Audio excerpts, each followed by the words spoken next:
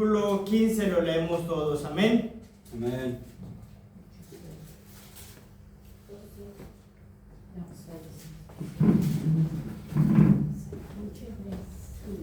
Dice Hechos 6:1: En aquellos días, como creciera el número de los discípulos, hubo murmuración de los griegos contra los hebreos, de que la viuda de aquellos eran desatendidas en la distribución diaria. Entonces los 12 convocaron a la multitud de los discípulos y dijeron: no es justo que nosotros dejemos la palabra de Dios para servir a las mesas.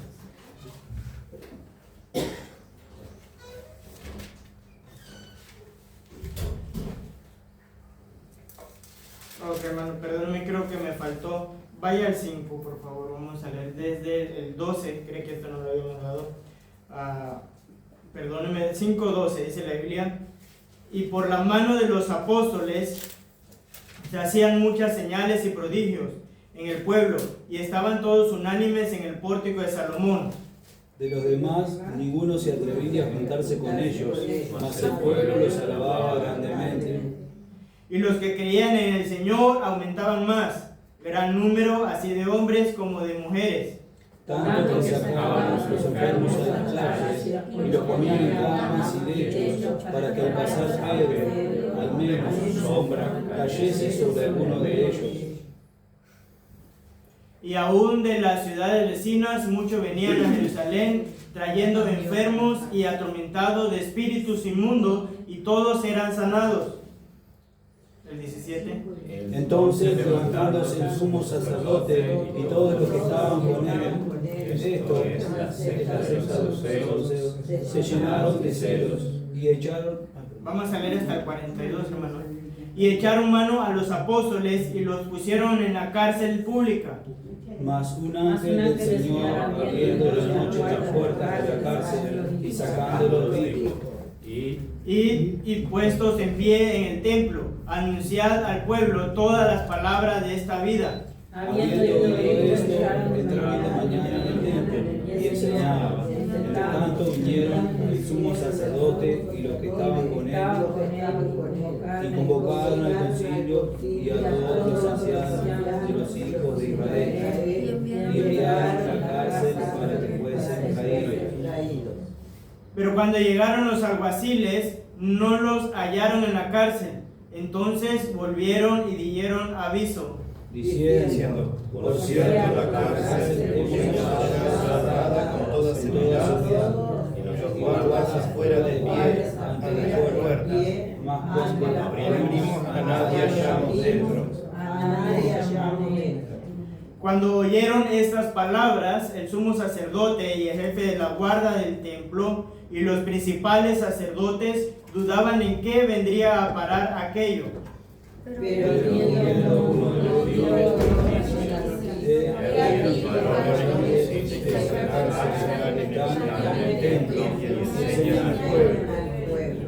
entonces fue el jefe de la guardia con los alguaciles y los trajo sin violencia, porque temían ser apedreados por el pueblo.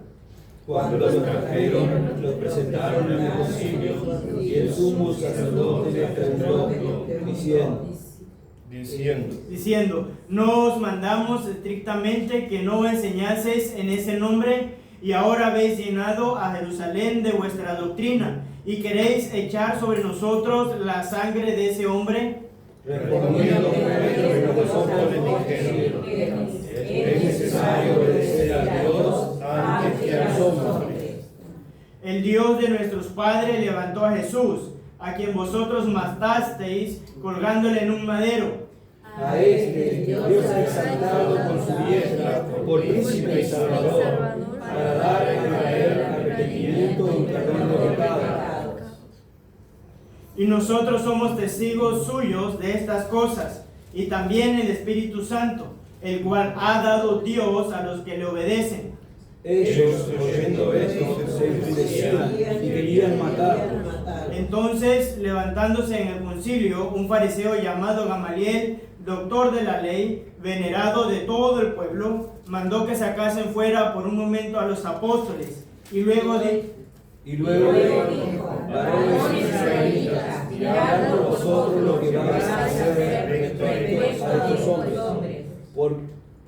Porque antes de estos días se levantó Teudas, diciendo que era alguien. A este se unió un número como de 400 hombres, pero él fue muerto, y todos los que le obedecían fueron dispersados y reducidos a nada. Después de esto se levantó Teudas el Galileo en los días del censo y llevó en contra de sí mucho pueblo. Pereció también él, y todos los que le obedecían fueron dispersados. Y ahora os digo, apartaos de estos hombres y dejadlos, porque si este consejo o esta obra es de los hombres, se desvanecerá. Mas si es de Dios, no la podréis destruir. No seáis tal vez callados, luchando contra Dios. Y convinieron con él, y llamando a los apóstoles, después de azotarlos, le intimaron que no hablasen en el nombre de Jesús, y los pusieron en libertad. Y ellos salieron de la presencia del concilio, gozosos de haber sido dignos de padecer afrenta por causa del nombre. Todos, y todos los días en el templo y por las casas no cesaban de enseñar y predicar a Jesucristo. Vamos a orar. Bendito Dios y Padre Celestial, gracias porque tú eres bueno, gracias porque para siempre es tu misericordia, gracias porque para siempre es tu bondad, gracias porque en ti podemos confiar. Padre, te ruego tú hagas algo muy especial en este culto, mi Señor. Gracias por todo lo que tú haces. Te lo rogamos en el nombre poderoso de Cristo Jesús. Amén. Amén. Puede tomar su lugar, hermano. Vamos a seguir después de un tiempo estudiando el libro de Hechos, uno de mis libros favoritos, aunque toda la Biblia es importante, toda la Biblia contiene, o más que contiene, es la palabra de Dios, es la verdad, más que contiene la verdad, es la verdad. Pero el libro de Hechos, hermanos, nos narra la historia de la primera iglesia establecida por Dios. Nosotros todos entendemos que Cristo estableció la iglesia. Creo que ninguno de nosotros tiene duda de eso. Y no la estableció en un hombre, no fue en Pedro. Si no fuéramos pedreístas, o otro nombre tuviéramos, fue en él. ¿Sí? Dice la Biblia, y yo también te digo que tú eres Pedro. Y sobre esta roca, no hablando sobre Pedro, que de hecho Pedro significa piedra pequeña, sobre esta roca estableceré mi iglesia.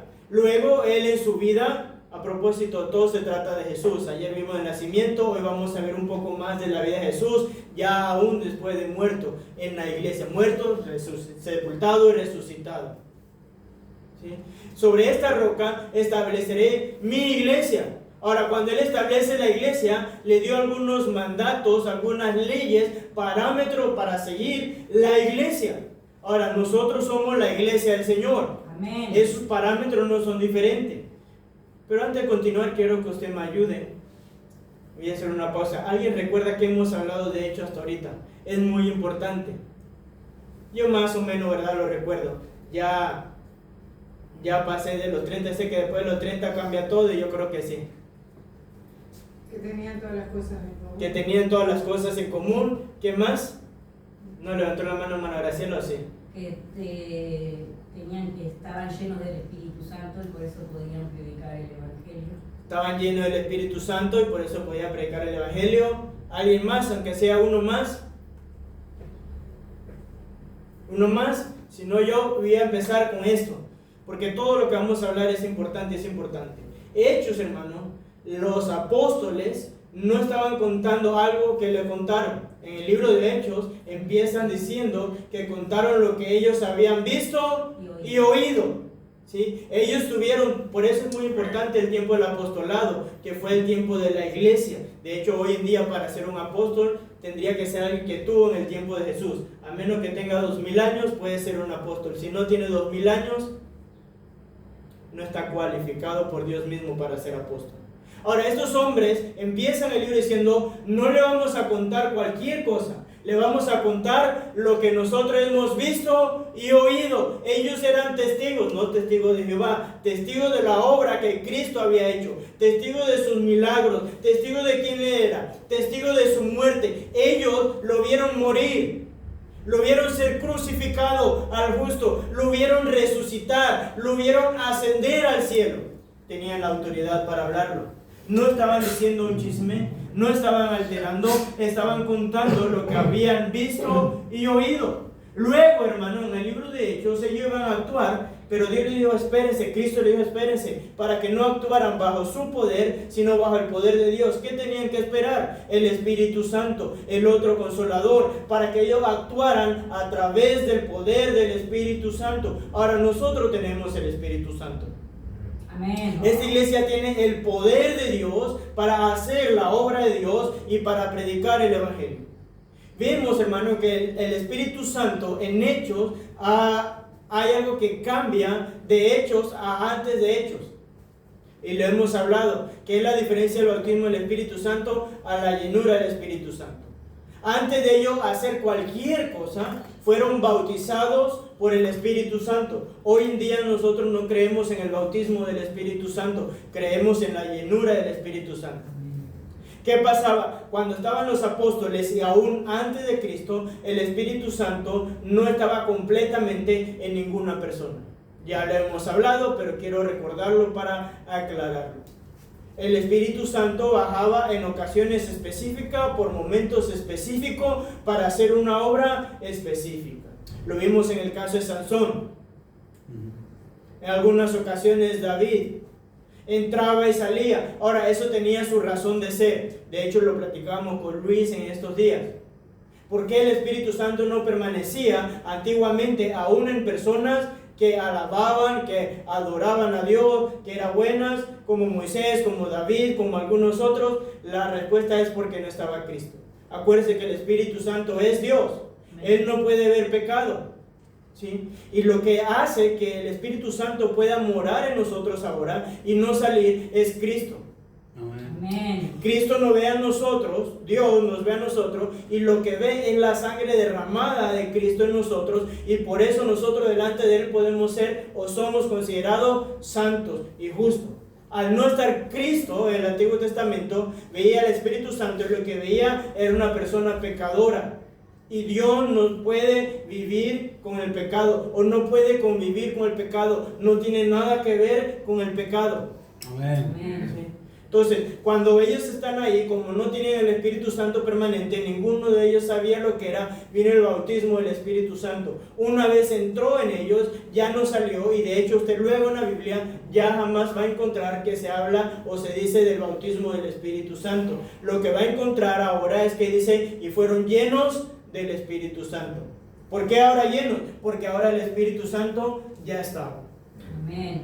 Ahora, después de eso vimos a los apóstoles actuar con poder a través del Espíritu Santo, que es Dios mismo. Pedro predicó, vino el Pentecostés, el hablar en lenguas. Y mire, a veces nos equivocamos. Yo creo que Dios hace milagros, ¿sí? Pero el énfasis en sí nunca debe ser el milagro como tal, debe ser los resultados que Dios quiere. Todos los milagros que Dios hace desde el Antiguo Testamento en la iglesia y en nuestros tiempos es para que el nombre de Dios sea glorificado y para que personas puedan ser salvas. Cualquier persona que haga un milagro según el nombre de Dios y no cumpla con estos propósitos, sino que lo haga para que su nombre sea glorificado, yo dudaría que fuera un milagro de Dios y hasta temería. Y no es que no crea que Dios haga milagros, Dios hace milagros. Pero hoy en día hay mucha gente robándole la gloria de Dios, sí, haciendo milagros según el nombre de Dios, pero para llevarse la fama a ellos. Amén. Que pareciera que mientras más hacen milagros, más grande es la persona, o más grandes son ellos. Y no es cierto. Grande es Dios. Amén. De hecho, yo no creo, algunos dicen, oh, grande hombre de Dios. Yo no creo en grandes hombres de Dios. Yo creo en hombres comunes usados por un Dios grande. Porque todo se trata de Él. Entonces vimos el milagro del Pentecostés. ¿Y qué pasó después de este milagro? Que muchas personas se lo escucharon hablar en sus idiomas. Más de 3,000 personas fueron salvas. Amén. Para mí ese es el milagro verdadero, lo que Dios quería hacer. Luego vimos a los apóstoles dando uno de los parámetros que Dios también o todavía tiene para esta iglesia. Creo que el pastor lo mencionó ayer, que es muy importante. Hablaba la iglesia de una iglesia en unidad, ¿sí? Hermano, y Dios quiere una iglesia unida. Ahora, sirve para todo, lo podemos enfocar a la iglesia, lo podemos enfocar al matrimonio, lo podemos enfocar a la familia, lo podemos enfocar aún para el mundo, para las empresas, para todo. Si algo va a ser exitoso, tiene que ser a través de la unidad. Ahora, la unidad en sí, hermano, no implica que todos tengamos que pensar iguales como si fuéramos robots. De hecho, si usted lee, me encanta la Biblia toda, si usted lee la historia de los apóstoles, ninguno era igual. Uno era más llorón, uno era más sentimental, que le encantaba mostrar el amor, y el otro era rudo, que vino y le cortó con la espada la oreja a alguien. Y era el más que a toda la entraba, se equivocaba, pero ahí iba. Todos eran diferentes, pero aún en sus diferencias pudieron mantener la unidad. Amén. Amén. Mi hermano, yo creo que hay iglesias, y no hablando solamente de esta iglesia, todas las iglesias que no han podido ver más a Dios es por la falta de unidad. Y no que piensen iguales. Todos nosotros pensamos diferentes. Todos nosotros tenemos puntos de vista diferentes. Y está bien, de hecho así debería ser. Pero lo que nosotros debemos hacer es procurar la unidad. La unidad que nos debe llevar a un propósito. ¿Sí? El propósito, y yo creo que cada iglesia, y no solamente la iglesia, lo podemos aplicar a todo, nosotros deberíamos tener propósito. Por eso siempre me van a encontrar hablando del propósito de Dios. Ahora, hay un propósito que nos debe llevar a nosotros a la unidad, que es honrar el nombre de Dios, glorificar el nombre de Dios y hacer que el evangelio llegue a todo el mundo, a todo Uruguay, a toda Nueva Albesia. Entonces, si hay algo que nos debe mantener unidos, es la meta de qué podemos hacer cada día para que el nombre de Dios sea glorificado entre nosotros, y qué podemos hacer para que más personas puedan escuchar el evangelio y tengan la oportunidad de arrepentirse y así un día llegar al cielo. Amén. De hecho, es la vida de la iglesia. Ahora, vimos nosotros quién nos ayuda a mantenernos en unidad. ¿Alguien puede decirme algo, hermana Graciela? El Espíritu de Dios. El Espíritu de Dios, que todo lo tenemos. ¿Qué más? Orar juntos. Orar. Yo creo mucho en la oración, como iglesia, como hermanos, individuales, como familia, pero si hay algo que nos va a unir, es el estar orando. A propósito, y nada más quiero que lo reflexione. ¿Cuándo fue la última vez que usted, aparte del tiempo de venir a la iglesia, de hecho el tiempo está abierto los sábados, el que pueda venir, debería estar? Si por alguna razón no puede, por algo está bien, pero si puede, y Dios sabe cuándo puede, debería estar. Pero fuera de ese tiempo, ¿cuándo fue la última vez que usted se dedicó a orar por alguien más de la iglesia?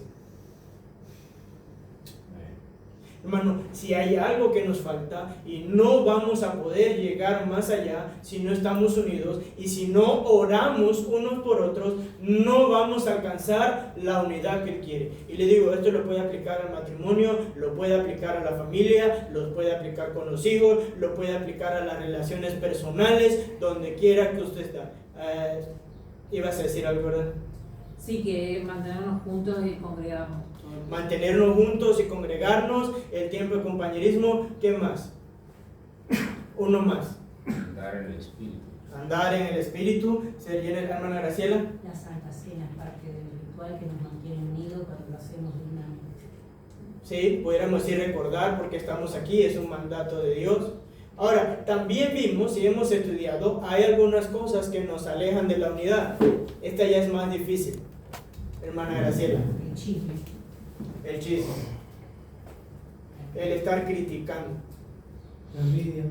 La envidia. A propósito, hermano, mire, no hay crítica buena. ¿Sí? Usted puede contar con otra persona para orar, pero cada vez que criticamos sin sentido, y más si es de algo que no podemos arreglar, estamos destruyendo la unidad de la iglesia. Amén. ¿Sí? Estamos destruyendo la unidad de la iglesia.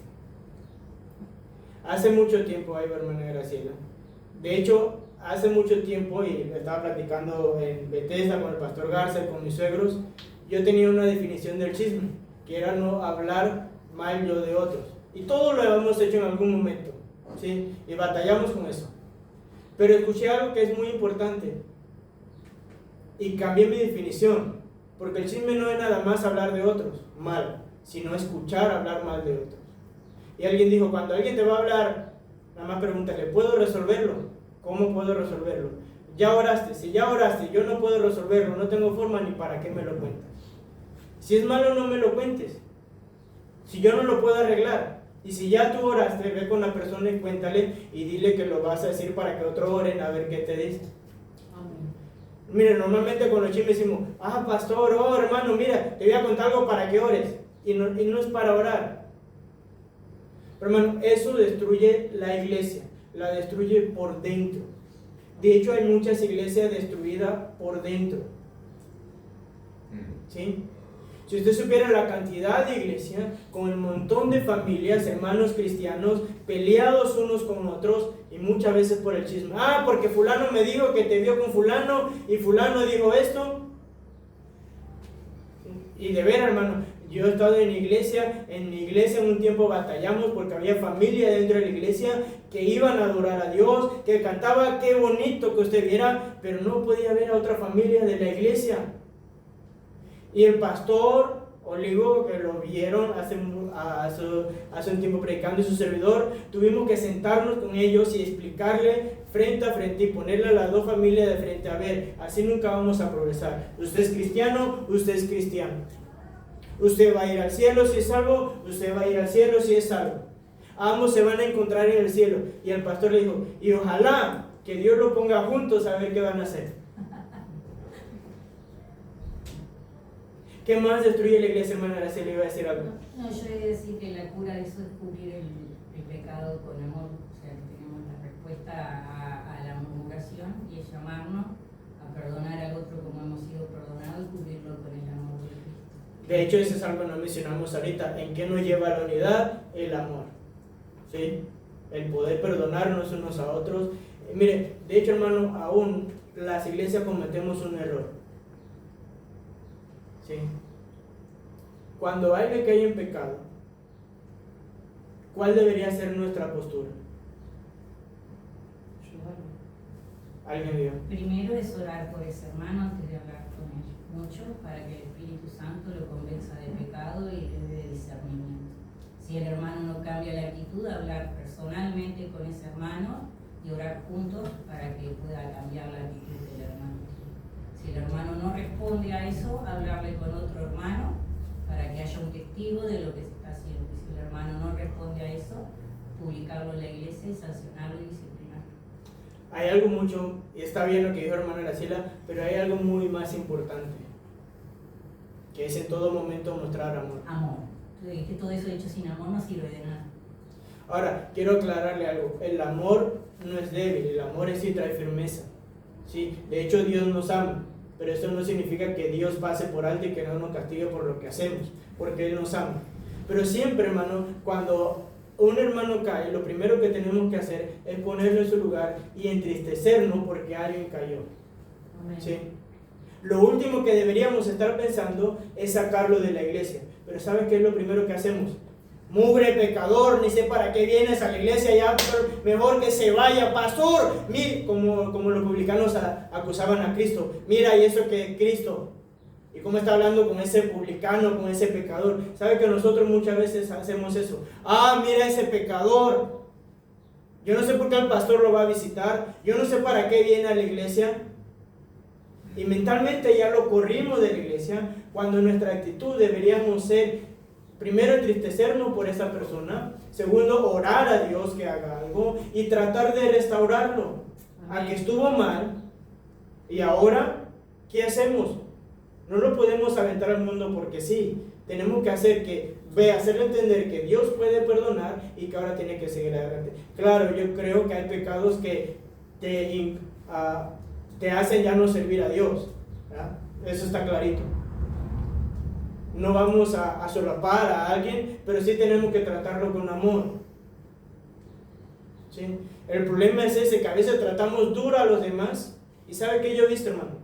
Que mientras más duro tratemos a los demás, esas personas, cuando le toca a ellos, ahí sí quieren que todo lo trate con amor. Yo he visto cantidad de personas y aún pastores tratar bien duro. De hecho tengo ejemplos. Pero luego si ellos hacen algo, o sus hijos, y son los primeros, y no nada más estoy siendo pastores por decirlo, pero conozco a familias que así son.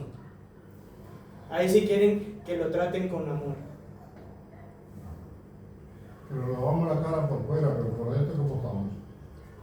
Igual, hermano, lo segundo que tenemos que hacer, no solamente mostrar amor, y le aclaro otra vez, el amor en sí trae firmeza cuando tiene que ser firme. ¿Sí? Déjame aclarar el punto de esto. Lo segundo que tenemos que pensar, y lo segundo que yo siempre pienso, es que yo soy pecador igual. Yo tengo todo el potencial para caer en pecado como cualquiera de ustedes. Entonces, si alguien cae en pecado, primero yo voy a orar por él, me voy a entristecer por él y voy a pedir por mí para que Dios me pueda mantener lejos de lo que él está haciendo. La verdad, hermano, a veces nosotros actuamos como si nosotros no tuviéramos la posibilidad de hacer aquel pecado en que ese hermano o esa familia cayó. Y probablemente muchos de los que actúan así también han pecado, porque todos hemos pecado. Luis, antes de seguir adelante, ibas. Que todo lo que explicó la hermana Graciela aplica a lo que es la palabra de Dios, ¿no? De primero orar por el hermano y después ir y conversar y confrontar al hermano. Si el hermano no hace caso, entonces ya comunicar al pastor o ir con un tercero y hablarlo con el hermano. Pero a mí, por ejemplo, me pasó de que cuando yo estaba pasando una prueba muy grande con mi esposa por la enfermedad de ella, fueron y le dijeron al pastor que yo me congregaba en otro ministerio, pero nunca vinieron a hablar conmigo. Nunca me dijeron, Luis, ¿es verdad que se rumorea que estás congregándote en otro ministerio? Entonces el pastor vino, habló conmigo, pero nadie me dijo a mí si era verdad o no. Fueron y le contaron directamente al pastor. Entonces aplica lo que dice la hermana Graciela, lo que es la palabra de Dios. Está bueno decirlo, pero está bueno que se haga también. Que cuando vemos a un hermano que se rumorea de algo o se escucha algún chisme de algo, ir y orar primero, ir confrontar al hermano, preguntarle al hermano, y después si el hermano te dice, no, mirá, es una confusión o es algo que no está pasando, es solamente un chisme, bueno, dejarlo ahí. Y si no, si realmente el hermano dice, sí, es verdad, bueno, tratar de conseguir a otro tercero o al pastor o a un diácono de la iglesia, un anciano de la iglesia, y hablar con el hermano y decirle, mi hermano, lo que usted está haciendo. Esa es la importancia de la oración, hermano. Es que, hermano, todo cambia cuando hay oración. Y pasa en todos lados. Cuando hay oración sincera. Cuando hay ganas de resolver. El problema, hermano, cuando pasa este tipo de cosas, es que muchas veces, no hablando específicamente del caso de Luis, pero el problema cuando pasa ese tipo de cosas, que muchas veces, muchos de nosotros no buscamos resolver el problema. Y eso es porque no hay amor. ¿Sí? Pero lo que necesitamos, hermano, es poder amar, y como dijo Luis, más que de palabra, llevarlo a la práctica para mostrar el amor, para mostrar unidad. ¿Qué más, hermano, nos lleva a la unidad? Ser sincero. ¿Qué más? Ser honesto. ¿Qué más? ¿Hay algo más que nos puede llevar a la unidad? La integridad. En todo. En todo. La palabra.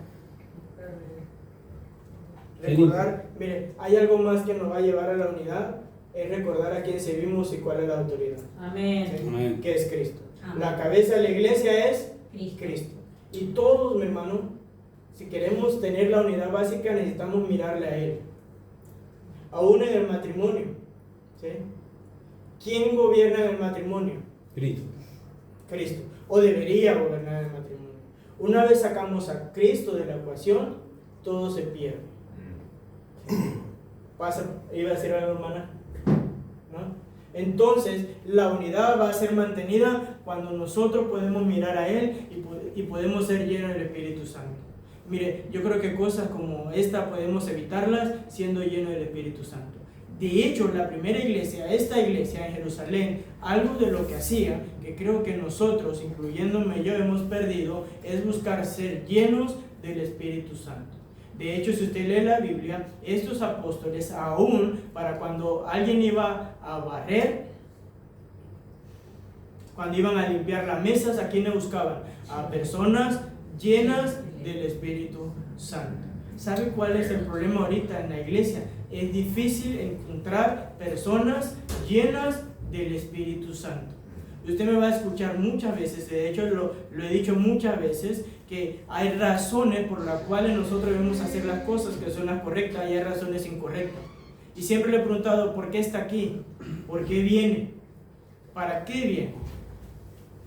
¿Cuál es el fin? El fin debe ser llenos del Espíritu Santo para poder servirle a Él, para poder honrar a Él. Mire, hermano, de hecho, cada acción que usted toma, cada cosa que usted haga, su primera pregunta debe ser: ¿esto que voy a hacer, esto que estoy pensando, honra y glorifica a Dios?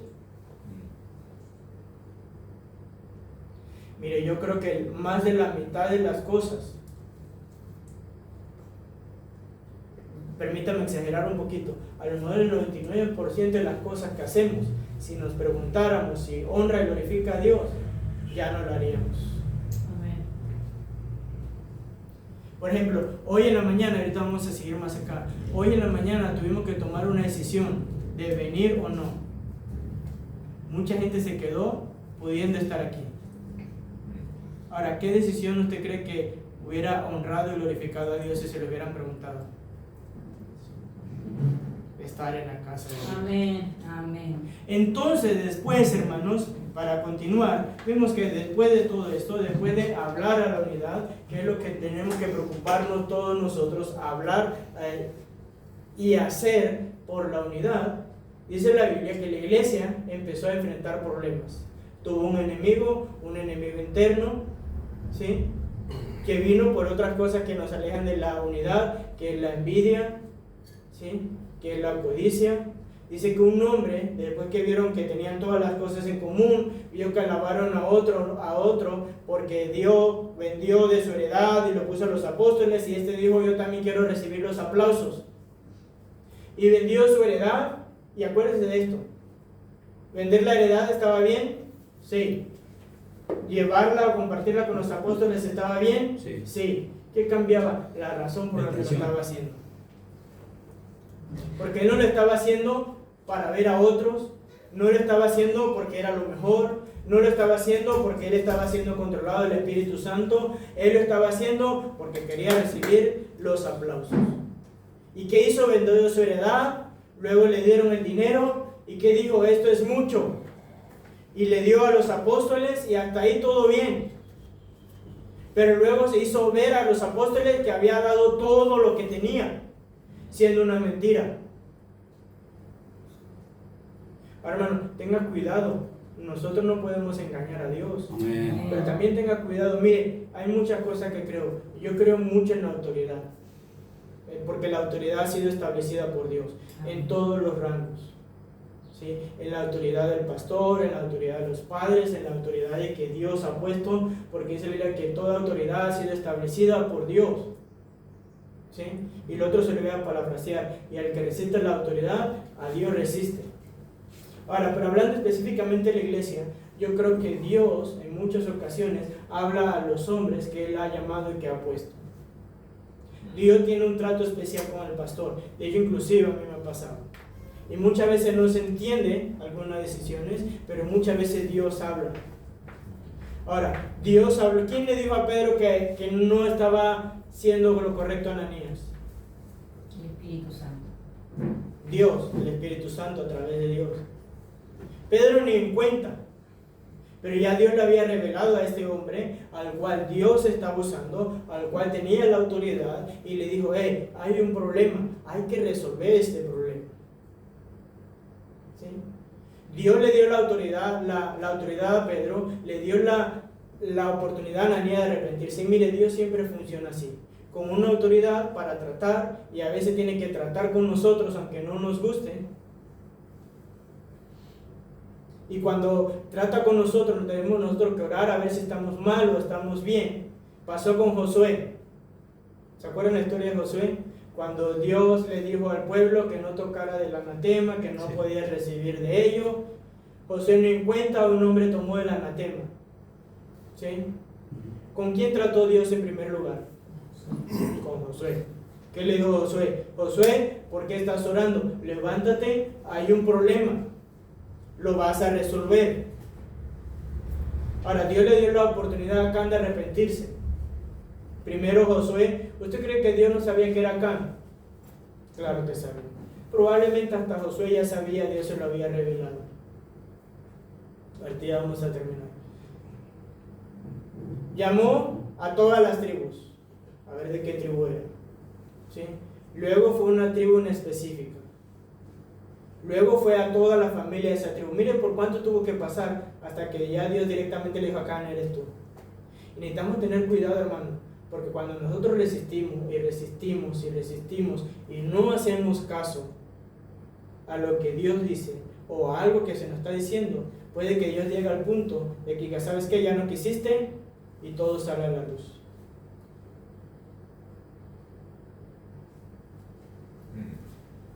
¿Sí? Con Ananías, Pedro le preguntó a Ananías: ¿vendiste en tanto la heredad? Le pregunto, ¿usted cree que Pedro ya no sabía si Dios se lo había revelado? Si lo estaba llamando ya no era por gusto. ¿Sí? Si lo estaba confrontando no era por gusto, era dándole la oportunidad. Yo, hermanos, creo, esto no está en la Biblia, esto es algo personal, que Ananías, si hubiera respondido de otra forma, a lo mejor hubiera sido perdonado y no hubiera sido muerto. Él pudo haber dicho: ¿sabes qué, Pedro? Sí, fallé, mira, me equivoqué, me dejé llevar a tu envidia, no la vendí en lo que te lo dije. ¿Pero qué dijo Ananías? Sí, la vendí en tanto.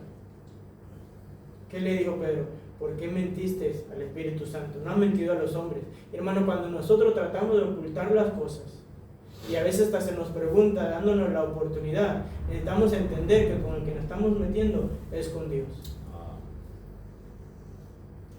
¿Y qué le dijo Pedro? Como mintió a Dios, ahí quedó. Luego llamó a la esposa: ¿vendiste en tanto la heredad? ¿O la vendieron en tanto? Igual lo mismo. No hizo caso, dejó que la avaricia lo consumiera, pensó que nadie se iba a dar cuenta. Mire, Ananías y Zafira pensaron que pudieron jugar con los apóstoles, que podían jugar con los hombres que Dios había establecido, con los hombres con los cuales Dios trata, con los hombres con los cuales Dios capacita, con los hombres al cual Dios les revela a través de la palabra de Dios. Son hombres que están en comunicación con Dios. Pero Pedro le dijo a Ananías básicamente: ¿para qué trata de mentirme? Al que le puede mentir no le puede mentir, y ya me lo había declarado, y ahora ya tienes una sentencia. Ahora enfrentaron el problema interno que tenían. Luego la Biblia nos narra, y todo esto lo estamos viendo, ya estamos pasando al capítulo 5, que ahora tenían problemas con los de afuera. Mire, una iglesia verdadera, una iglesia que ama, una iglesia que está haciendo lo correcto, siempre he de esperar que tenga problemas de afuera. Sí, mire, cuando alguien está haciendo lo correcto, siempre va a haber problemas. Si usted no tiene problema con nadie, preocúpese que hay algo que no está haciendo bien. Mire, al diablo no le importa lo que no están haciendo nada, lo que están haciendo mal testimonio, lo que ni para bien ni para mal. Pero cuando hay alguien, ¿sí?, que quiere hacer lo correcto, que está haciendo lo correcto, que está siendo usado por Dios, que es lleno del Espíritu Santo, que quiere más, que procura más, adivina quién va a atacar: el diablo. Ahora, y si no lo ataca, mire, por eso yo a veces siempre digo a la gente, una de las cosas que menos prometo y que Dios no promete, y que a veces nosotros cometemos el error de prometer, es que ven a la iglesia y vas a ser feliz. Eso no es cierto. Podemos tener la paz de Dios, que es diferente, podemos tener el gozo de Dios, que es diferente, y ese gozo va a permanecer en cualquier fase de nuestra vida. Aún en medio de problemas podemos estar gozosos, podemos tener la autoridad o la promesa de que Él va a estar con nosotros, pero nunca se nos ha prometido que estando con Él vamos a ser felices. Yo no quiero pensar cómo reaccionarían los apóstoles si estuvieran viviendo ahorita, ¿verdad? Y dijeran: no, ven a la iglesia y va a ser feliz. Si usted lee la historia de los apóstoles, los libros de los apóstoles, ninguno de ellos vivió una vida como para decir, tú decías: ah, qué felices fueron. Todos murieron de una manera cruel. Amén.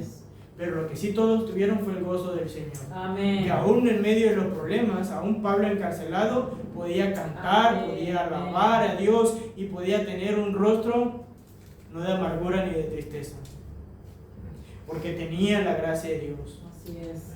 Podemos ver un Juan, a Esteban, no lo vamos a ver ahorita porque todavía no llegamos ahí, que lo apedrearon. Pero dice la Biblia que su rostro resplandecía porque era lleno del Espíritu Santo. Amén. Y aún en su muerte podía glorificar a Dios. Hermano, entonces yo no creo en algo tan básico como prometer felicidad, pero sí creo que Él nos puede dar gozo, que es mucho mejor y es mucho más que una felicidad pasajera. Por eso mucha gente viene y como no le salen las cosas, al tiempo, pastor, me voy porque mire, desde que viene a la iglesia me va mal. Siempre le ha ido mal, ¿verdad? Pero ahora dice que como vino a la iglesia le va mal. Pastor, es que mire esto. No. Vas a tener problemas como todos, los problemas no se van a acabar, pero tienes una promesa, que Él va a estar. Amén. Y si lo recibes de corazón, vas a tener un gozo. Amén. Dicho, hermano, y yo quiero terminar con esto. Si alguien pasando por problemas no es capaz de sentir el gozo del Señor y la paz que Él da, debería preguntarse otra vez si verdaderamente tiene a Cristo como su Salvador personal. Porque, hermano, Él no incumple su promesa. Y si alguien tiene un vacío en el corazón, debería preocuparse. Debería preguntarse si verdaderamente Cristo está viviendo en su corazón y si no está viniendo nada más por puro compromiso y si no está viniendo nada más por costumbre. Porque sí o sí, cuando Cristo entra en el corazón de alguien, Él trae gozo y paz. Eso no puede faltar. Eso es sí o sí. Y eso sí lo podemos decir. Porque eso es lo que Él hace. Amén. Trae gozo y trae paz. Y yo creo que nosotros podemos tener ese gozo como lo tenían los apóstoles, que aún en los problemas, mire, aún aunque otras personas hablen mal de nosotros, usted no se imagina la cantidad de personas que ha hablado mal de mí, dentro y fuera de la iglesia. Y yo antes me preocupaba, y llegó el momento donde ya no me preocupé, porque ¿para qué me preocupo? ¿Para qué me preocupo y me amargo yo si tengo un Dios que al final es el que va a resolver? Amén. ¿Y sabe qué? Ha resuelto. Y déjeme terminar con esto. Creo que esto se lo he contado. Una vez en un trabajo, alguien me dijo, yo voy a hacer que te echen. No sé qué esperaba que respondiera yo, ¿verdad? Pues, si tienes el poder para hacerlo, tenía algún poder. De hecho, era jefe mío. No había razón. De hecho, su voy a hacer que me echen era porque el jefe me tenía más confianza en mí. Yo casi le manejaba, la finanza tenía confianza conmigo, ¿sí? Entonces él, yo voy a hacer que te echen. Yo siempre llegaba temprano, hacía lo que tenía que hacer. Pues bueno, si tú haces que me echen, tal vez. Una semana después lo echaron.